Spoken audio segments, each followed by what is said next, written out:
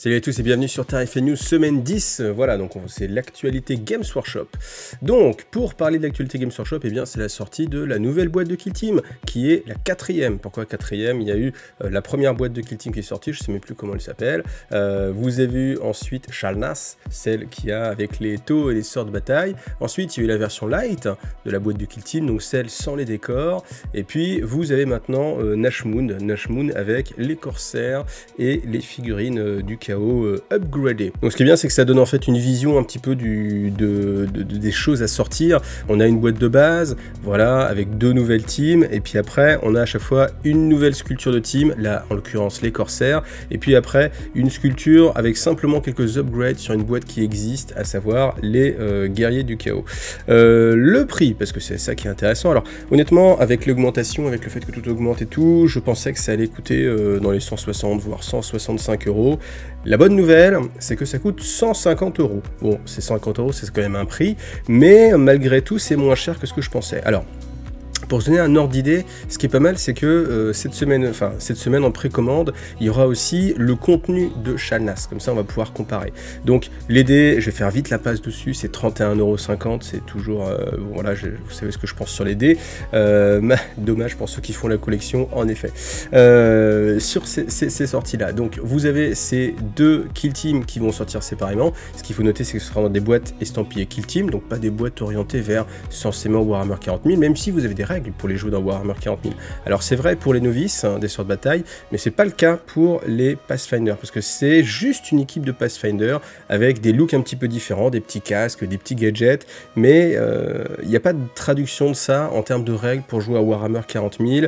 Donc on peut se poser la question. C'est une boîte exclusivement Kill Team et c'est bizarre qu'il n'y ait pas cette passerelle là en fait, c'est bizarre qu'il n'y ait pas des règles en plus, parce que dans le codex Orc, mine de rien quand même, il y avait tout le détail de ce qu'il y avait dans Kill Team pour jouer les commandos Orc, donc on aurait pu s'attendre aussi à ce que ce soit le cas avec les taux, tenez que le codex c'est quand même très récent, donc on aurait pu quand même avoir un détail et puis se dire bah tiens c'est bizarre, j'ai pas tel fusil, ah bah oui c'est normal, c'est le fusil qui va sortir dans la boîte de Kill Team, voilà. Là, c'est pas le cas. Alors, le prix, en plus, le prix de ces Kill Team Taux, c'est 42,50 €. Donc, je me suis posé la question, je me dis, tiens, combien coûtent les Pathfinder? 34, 42,50 €. Ça fait payer quand même pas mal la grappe d'équipement. Alors, c'est pas tant que ça, mais c'est quand même un surcoût. Est-ce que cette boîte va être super intéressante pour des joueurs autres que Kill Team? Je ne pense pas. Juste pour récupérer des têtes, pourquoi pas? À vous de voir, hein, mais je pense pas que ce soit la boîte qui va être la plus vendue. Les novices, elles, par contre, eh bien, elles n'existent pas ailleurs. Donc ça, par contre, ça va être à mon avis beaucoup plus intéressant pour les joueurs sorts de bataille.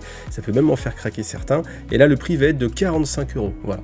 L'intérêt, c'est que ces 2 prix-là, on peut les reporter sur ce qu'on a ici. On peut imaginer que plus tard, dans 4 mois, quand les corsaires seront vendus seuls, ce sera 45 €, et que quand les Space Marines du Chaos seront vendus seuls, alors le truc c'est que je ne me rappelais pas du prix de la boîte des Chaos Space Marines, c'est 47,50 €. Ça devait être 45, je pense que là maintenant c'est passé à 47,50 €, augmentation, c'est un petit peu moins, même bon peu importe, mais en tout cas là c'est 47,50 €, on frôle les 50 €.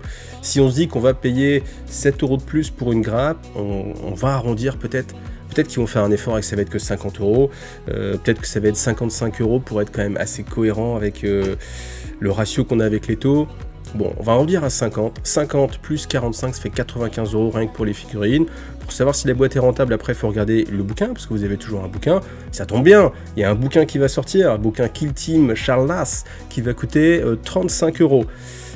C'est quand même un prix. Alors après, là, il est relié en mode couverture codex, couverture rigide. De mémoire, je crois que dans Shalnas, vous me corrigerez si je me trompe, mais c'est une couverture souple.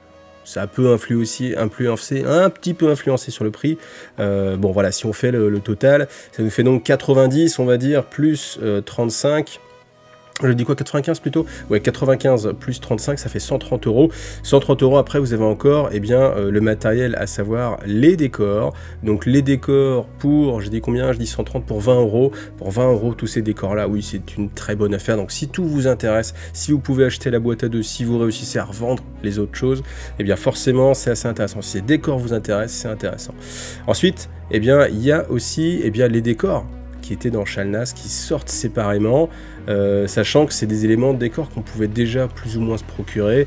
Donc là, c'est pas fifou. Cette boîte, elle va coûter 87,50 €. En plus, je trouve que c'est quand même pas donné pour juste ces éléments de décor.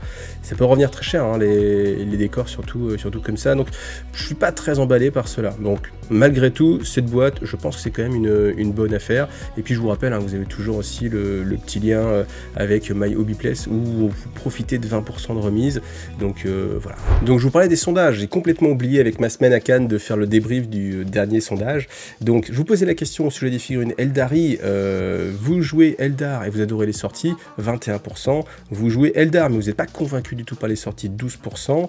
En fait, j'aurais pas dû rajouter les deux autres questions. Déjà, rien que ça aurait pu être intéressant parce que ça veut dire que on a, alors du coup, un tiers des joueurs Eldar, parce qu'on va dire que ça fait un total à peu près de 33, donc on va dire à peu près un tiers des joueurs Eldar qui aiment ces sorties. Donc voilà, qui n'aiment pas ces sorties. Est-ce que c'est beaucoup ou pas ? Je sais pas en fait, au total, au final, je sais pas. Est-ce que sur d'autres sorties, on n'arriverait pas à un 80-90%? Parce que je me dis, si vous avez une armée de cœur, que vous l'aimez et qu'il y a des nouvelles figurines, quand il y a beaucoup de figurines, en général, vous allez trouver ça génial. Là, le fait qu'il y ait quand même un tiers, je pense que c'est quand même assez significatif et que c'est une part des joueurs qui est quand même assez grande. Parce que une personne sur 3 qui n'aime pas, je trouve que c'est quand même assez élevé. Voilà. Ensuite, eh bien, dans le même sondage, j'avais intégré aussi ceux qui ne jouent pas Eldar. Je me demandais aussi s'il y a des gens qui ne jouaient pas Eldar et qui étaient motivés. Et en fait, c'est peut-être ce chiffre-là qui est le plus intéressant. 33% ne jouent pas et les figues les motivent. Donc c'est grand parce qu'il y a autant de joueurs, il y a autant de gens qui ne jouent pas Eldar et qui sont motivés par ces figurines que de gens qui jouent Eldar. Donc c'est quand même assez intéressant. Donc au final, peut-être que c'est quand même un bon choix de Games Workshop d'être resté un petit peu comme ça dans le côté traditionnel, justement pour attirer des joueurs qui ne seraient pas encore passés du côté Eldar. Voilà. Et puis après, on a un tiers global, ne joue pas Eldar et ça ne leur fait pas envie. Voilà. Donc il y avait aussi un autre sondage. Donc là aussi, la question, ou les réponses plutôt, je pense que j'aurais dû rajouter encore une réponse. Donc là, c'était au sujet du lore, justement, des Eldar. Donc, je vous posais la question sur l'évolution du lore. Après, je me suis aussi peut-être mal exprimé dans la vidéo, parce que certains disaient, oui, je veux que ça évolue, mais je veux pas la fin des temps. Et en effet, moi non plus, je veux pas la fin des temps. Moi, je veux simplement que ça avance et que l'histoire avance, mais j'ai pas envie qu'on balance tout le fluff à la mer en disant, on repart sur, tout a explosé, on repart sur un nouveau monde. Non, non, mais je veux que ça aille un peu plus loin. Je veux qu'à chaque épisode, ça avance un petit peu. Mais là, c'est quand même intéressant. On a 57% des joueurs qui sont des anciens joueurs et qui veulent du changement. On a 25% des anciens qui veulent que ça ne change pas, qui disent c'est très bien comme ça. Donc ça fait quand même une grande part des joueurs, hein. C'est quand même un quart de la population. Voilà. Et puis après, on a le reste, donc qui sont récents et qui sont pour une évolution. Je pense que j'aurais dû mettre aussi la réponse, pardon, vous êtes récent et ça vous va comme ça, parce que là du coup le sondage est un peu biaisé. Mais bon, j'apprends à faire des sondages, on verra après. Mais ce qui est quand même intéressant, malgré tout, c'est que si on fait les 57 plus, allez, on va dire 60 plus 20, on a presque 80%. Bon, un peu moins, mais on a 75%, de toute façon, on a 75% des joueurs qui veulent une avancée du fluff. Et ça, pour moi, c'est un signe fort, et c'est quelque chose que Games Workshop devrait noter. Donc voilà, je vais envoyer tout de suite un petit mail à Games Workshop. Mais vous voyez, c'est quand même une stat qui est assez intéressante. C'est que 75% d'entre vous, des gens qui ont voté, donc il n'y a pas de raison qu'il y ait moins de gens qui votent dans ceux qui ne veulent pas de changement, ou peut-être un petit peu, mais quoi qu'il arrive, ça reste une grande partie des gens qui sont attachés à l'univers et qui ont envie que ça avance. Donc franchement, si Games Workshop un jour, si quelqu'un a des petits papiers, faites avancer un petit peu l'histoire. Vous voyez, on est 75% à le vouloir. C'est la majorité, c'est comme ça, c'est décidé. Du coup, le prochain vote va porter sur Kill Team. Est-ce que vous êtes heureux d'avoir une nouvelle boîte tous les 4 mois, ou est-ce que, au contraire, vous trouvez que c'est trop et qu'il faudrait rester plutôt sur une seule boîte pour un jeu donné, et puis comme ça, voilà, l'équipe travaille peut-être sur autre chose. Alors, pour avoir quelques pistes de réflexion, moi je trouve que c'est intéressant quand même d'avoir, je ne cherche pas du tout à vous influencer, hein, mais du coup, c'est intéressant, je trouve, d'avoir une boîte comme ça qui sort assez régulièrement, parce que au début, je me suis dit, waouh, tous les 4 mois, ça fait beaucoup. Sauf que, au final, c'est vrai que des gens vont pas forcément être intéressés par le chaos ni les Eldar, alors que peut-être que dans 4 mois, quand il y aura une boîte avec du Tyrannide et de la garde impériale, là, les gens vont être intéressés passer. Ça peut être intéressant comme ça. Donc ça peut faire venir des gens sur du Kill Team, ça peut faire des sorties assez régulières sur des armées qui ne sont pas upgradées sinon. Donc voilà, ça reste mon avis. Après, certains peuvent se dire aussi, c'est dommage parce que s'ils travaillent là-dessus, ils ne travaillent pas sur autre chose et j'aurais préféré qu'ils travaillent sur autre chose. Donc vous avez le choix. Est-ce que vous êtes pour un kit de démarrage, on va dire, qui change très régulièrement, parce que là on est vraiment sur du très régulièrement, ou est-ce que vous êtes plutôt sur une boîte pour une période plus longue? Alors après, dans les autres nouveautés, vous avez aussi Arena of Shade qui va sortir bientôt, on vous dit vraiment, c'est vraiment proche, donc on peut même imaginer des précommandes peut-être pour la semaine prochaine ou d'ici 2 semaines maximum.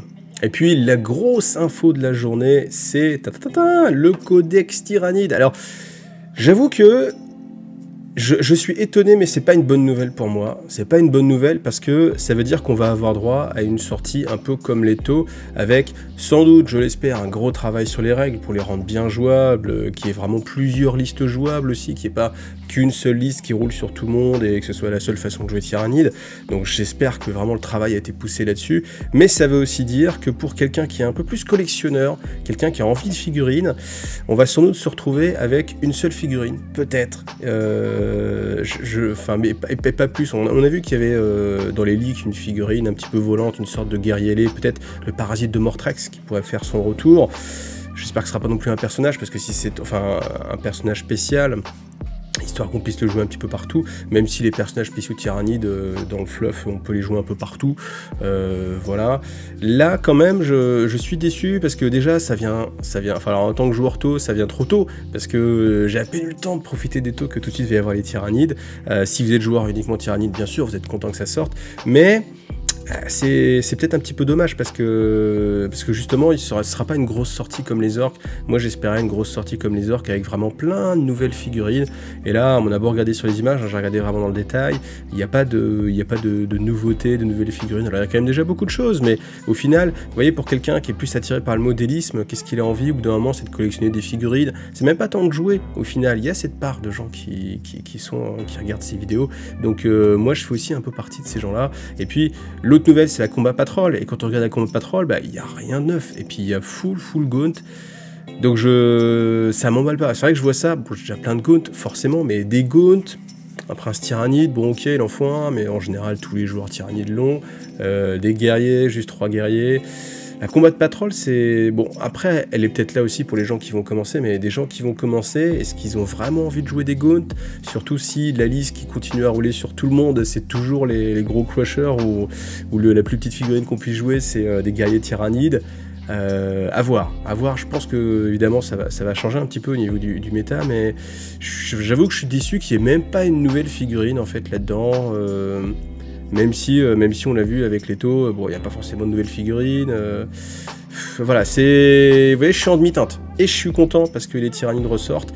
Et je suis un petit peu sur la réserve parce que j'aurais bien aimé une grosse ressortie vraiment massive. Même, j'espérais peut-être, mais en même temps, c'est pas encore dit que ce ne soit pas le cas. Mais j'espérais peut-être dans la V10 que ce serait l'ennemi principal et qu'il y aurait peut-être de grosses sorties. Mais en même temps, je me dis peut-être que le fait qu'il n'y ait pas de grosses sorties maintenant, ça peut confirmer peut-être l'idée que sur la V10 il y aura les Tyrannides, et comme du coup il y aura beaucoup de figurines qui vont sortir, c'est peut-être pas la peine de trop bosser dessus. Voilà.